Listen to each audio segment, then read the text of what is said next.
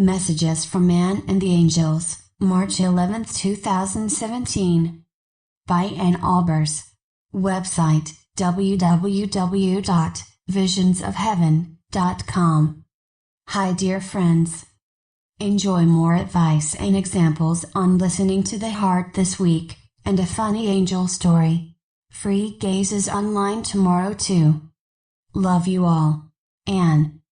Message from the Angels. My dear friends, we love you so very much. While there is nothing wrong with being a creature of habit, it is your habits that either enliven you or slowly cause your energy to withdraw from life. Life is meant to be lived openly, as an adventure and an exploration of self.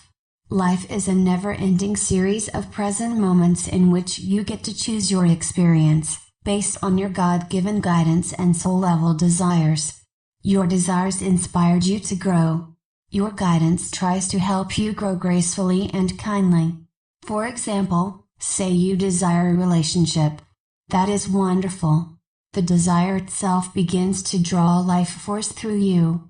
Suddenly your mind starts to take over. It must be this kind of person and not that. He or she must look like this and not that, or sometimes worse. Forget it. Relationships hurt. Better to avoid them. Then you meet someone.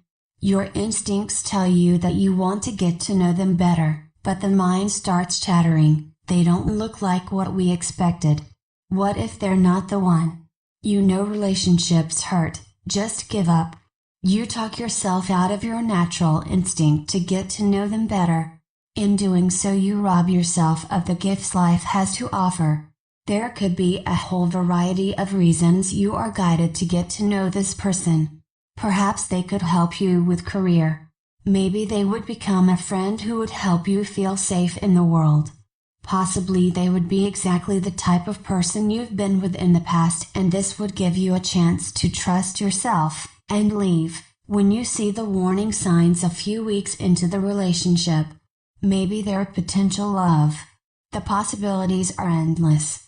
Perhaps you have a desire to try something new, a class, a food, a career, or a hobby.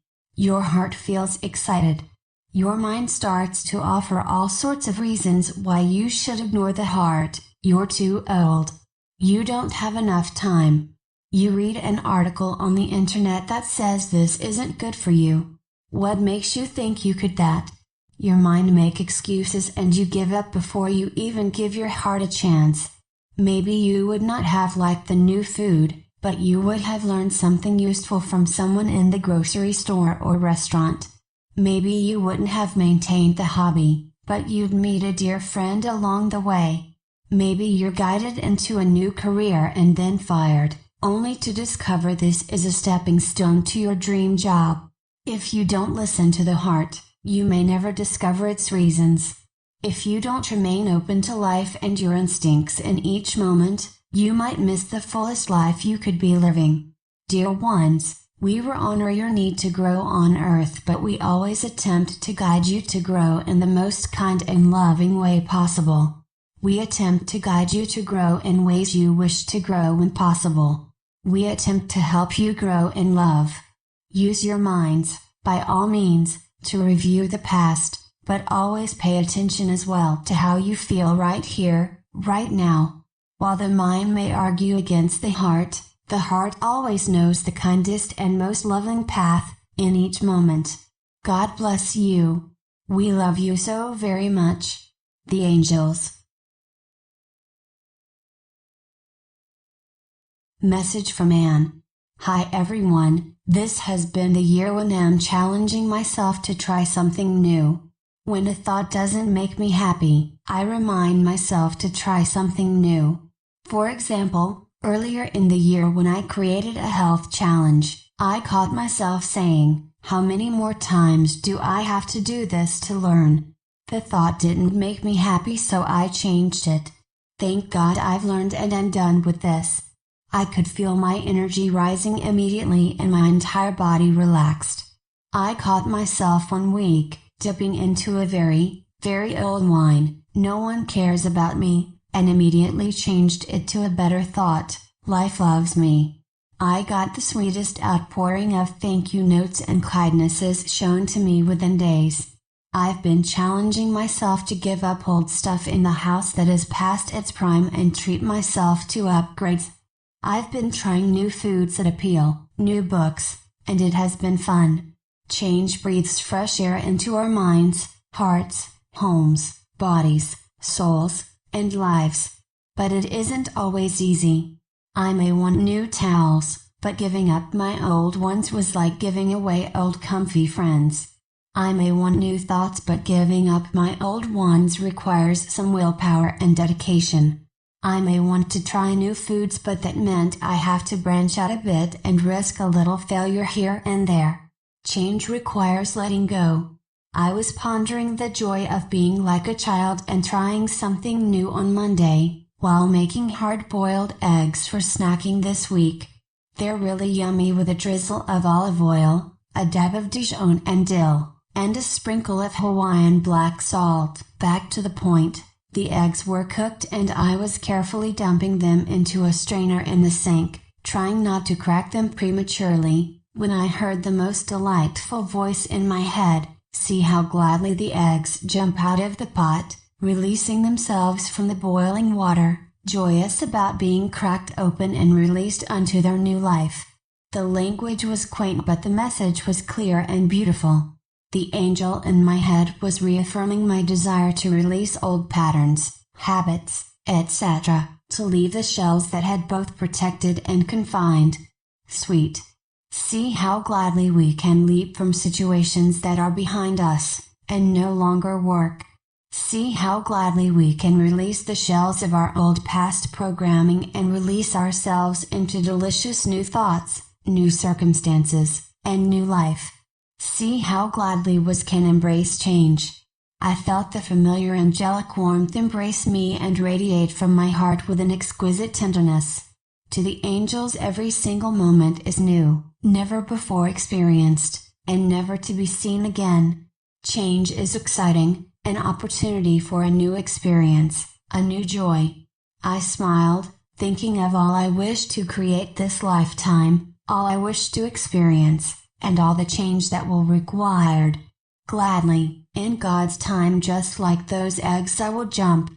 Here are a few tips to help you gladly jump this week. 1. Pay attention to your loving desires. When you feel a desire in the moment to do something, say something loving, or try something that appeals and feels wholesome, because your guidance is always loving. Say it, do it, try it. Pick up the phone and call that person you were thinking about. Write the email. Sign up for a class. Get outside and take a walk. Take a 10-minute nap. Look at that new career online. Go up to that stranger and compliment them. You know you want to. Get the food that sounds appealing and healthy.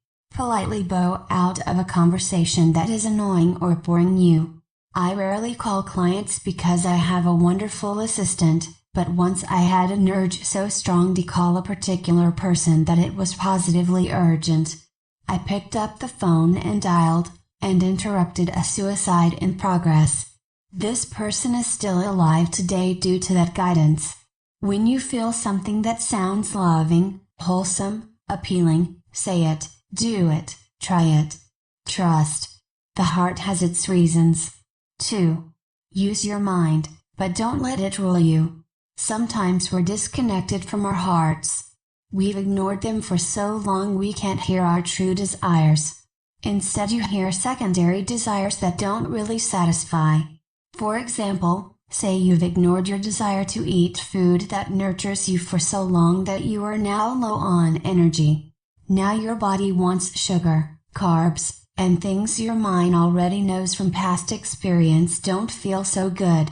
Thank the mind for reminding you.